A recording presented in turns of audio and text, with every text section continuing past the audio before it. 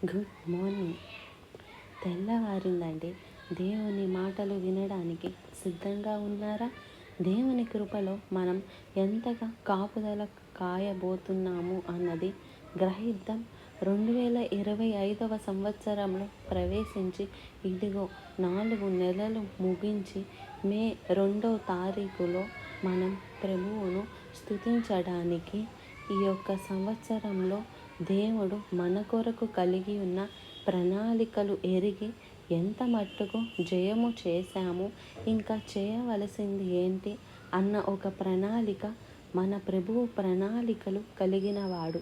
ఆయన ఆలోచనను మనం ఎరిగినట్లయితే అద్భుతమైనదిగా మన జీవితం అమరవుతుంది. ఆశీర్వాదకరంగా దేవుడు ఆశీర్వదిస్తాడు. అందుకు కావలసింది ఆయన వాక్యపు నడిపింపులు.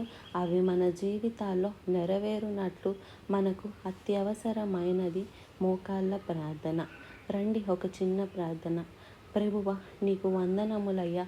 మరొక నూతన మాసంలో ప్రవేశించిన మేము యథేచ్ఛగా జీవించక ఈ ప్రణాళికలను ఎరుగుటకు ప్రతిదినము నీ విలువైన రోజుగా మా కొరకు నీవు కలిగి ఉన్న ప్రణాళికలన్నీ ఎరిగి వాటిని నెరవేర్చువారిగా ఉండుటకు సహాయము చేయమని క్రీస్తు నామములో అడుగుచున్నాను తండ్రి.